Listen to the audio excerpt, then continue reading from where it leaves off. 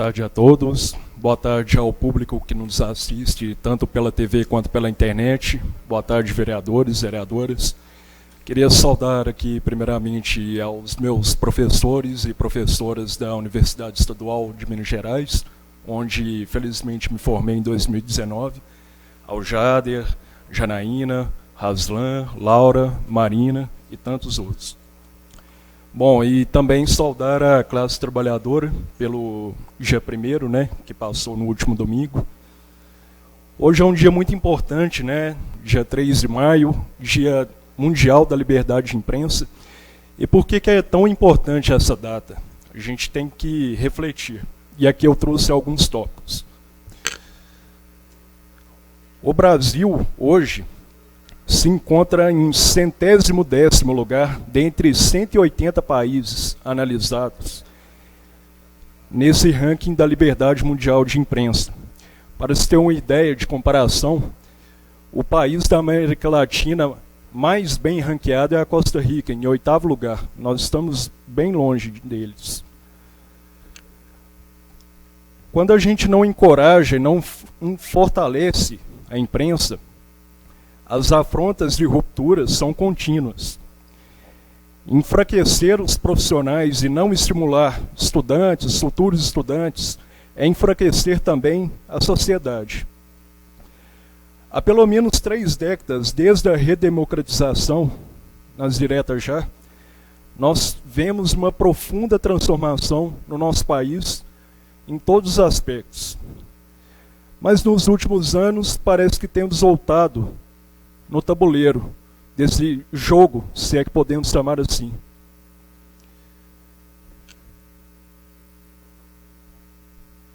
E aqui eu gostaria de citar, né, que algumas coberturas jornalísticas, algumas são exemplares e outras não. E é o que nós chamamos no meio de bom jornalismo e de mau jornalismo, da ética e da falta da mesma. Para citar alguns exemplos, eu trago o caso de 2019, no fatídico dia quando o nosso querido amigo Ricardo Boechat concediu uma entrevista numa rádio em São Paulo, onde ele falava justamente da negligência de casos que aconteciam diariamente e não eram devidamente investigados ou devidamente por fatos acontecerem todos os dias. Hoje em dia a gente vive numa sociedade muito acelerada, num mundo muito acelerado, a gente não presta tanta atenção ou sequer reflete sobre o que acontece. E naquele dia ele falava do acidente de Brumadinho e também do acidente que aconteceu no Ninho do Urubu, onde jogadores do Flamengo foram vitimizados. E fatidicamente, poucos minutos depois, o seu helicóptero caiu e foi uma voz grandiosa e forte que nós perdemos do nosso meio. E falando de Brumadinho, nós temos também, poucos anos antes, a cidade de Mariana, que foi destruída. E assim como todo leste do estado, até o Espírito Santo, pelo desastre, né, pelo crime, por que não dizer assim, ambiental que a Vale cometeu lá, assim como cometeu também em Brumadinho. E alguns jornais optaram por não cobrir ou falar pouco, uma vez que essa empresa era patrocinadora de um de seus grandes jornais. E quando a gente não se policia, não vigia, né, tem uma certa tolerância, um certo passivismo, sem ser vigilante, sem ser atuante, isso acaba acarretando em sérias situações como injustiças sociais e demais negligências. Nós temos visto aí no noticiário um deputado que foi incriminado pelo Supremo, não usa a tornozeleira que lhe foi delegado, isso sistematicamente quase 3 semanas, descumprindo leis.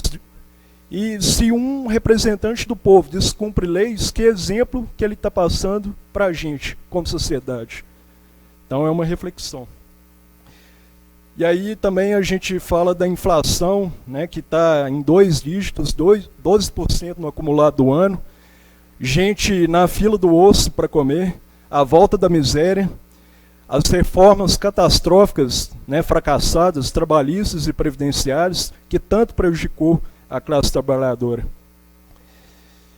E graças ao bom, compenetrado jornalismo sério, como aqui eu dou alguns exemplos, meus amigos aí, para citar alguns, seria injusto citar todos, mas Ana Lúcia Silva, Bruno Bueno, Ricardo Welbert, joga-se à luz da imprecisão obscura que convém a coronéis, monopólios e políticos. É uma coisa que não pode ser generalizada, mas é uma reflexão também que a gente traz à tona. E aqui o jornalismo já trouxe tantas coberturas importantes para o nosso mundo, né? Descobriram, aí eu trouxe alguns exemplos aqui de empresas funcionando de fachada para encobertar sonegação fiscal, que foi o grande caso do Panama Papers. Tem também o caso da Cambridge Analytica, onde redes sociais colaboraram, né? Interferiram em eleições que supostamente deveriam ser democráticas e a gente não sabe até onde foi nos Estados Unidos. E a gente viu o que viu, as cenas do último dia do último presidente. Temos também o caso da Vaza Jato, onde trouxeram mensagens aí de mandantes, né, do Ministério Público, repórteres, pessoas da justiça colaborando numa farsa para criar tudo que foi criado, essa narrativa que foi criada nos últimos anos e que nos trouxe a um caminho perigoso, ao caminho obscuro, que hoje, né, graças aí ao bom jornalismo, aos órgãos, às autoridades, isso tem sido trazido à luz. E aqui também, aqui na cidade, a gente tem alguns casos, graças à boa imprensa, graças à cobrança dos senhores aqui, vereadores, tanto os passados quanto os atuais, nós temos o andamento aí das obras do Hospital Regional, que a gente espera que saia, porque vai beneficiar muito a nossa população. A Copasa, que muito se fala nela aqui, e é uma empresa que tem um lucro bilionário, no ano da pandemia ela faturou mais de 1 bilhão, enquanto tinha gente passando não só fome, quanto sede. É quase que uma hipocrisia e um absurdo se pensar isso. E a gente tem, por último, o caso da Transoeste, que é uma empresa que não entrega um serviço adequado para a população, cobra uma passagem alta e agora foi premiada com subsídio de quase 6 milhões. Aqui muitos vereadores lutam por essa causa e eu parabenizo quem tem lutado para cobrar que essa empresa entre nos eixos e comece a prestar um serviço de qualidade para todo mundo que precisa. Estudantes e jornalistas precisam, sim, serem respeitados, pois ameaças, atacar, assediar essas pessoas é como se fosse atirar no próprio pé ou atirar o bumerangue na nossa própria nuca, porque tudo que nós tentamos fazer é trazer à tona os fatos, trazer a verdade, ou, digamos assim, o mais próximo da verdade, se formos entrar no campo da discussão filosófica, saber até onde a verdade é possível de ser alcançada. Precisamos não criminalizar e repreender aos nossos por motivos levianos, não misturar hierarquia com autoritarismo e deixar de lado o tecnicismo na produção dos meios de comunicação. Ser dignamente capacitado e remunerado. Nós também, eu diria que fomos uma das classes que mais trabalhou nos últimos 2 anos. Principalmente, claro, a gente sabe que foram os profissionais de saúde. E por eles nós agradecemos. Quantas vidas eles salvaram? Talvez outras tantas poderiam ser salvas. Se as assassinos tivessem chegado mais a tempo, se nós tivéssemos cobrados com mais frequência, até mesmo na rua, mas não podemos. Agora que temos tentado voltar aí aos poucos ao nosso normal, se é que isso será possível.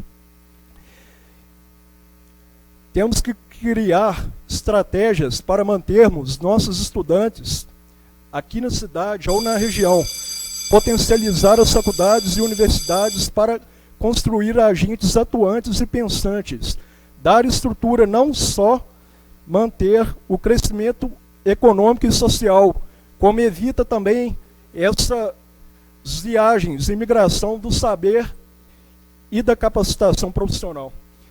E aí é importante a gente fazer reflexão das notícias falsas também, sobretudo nesse ano eleitoral.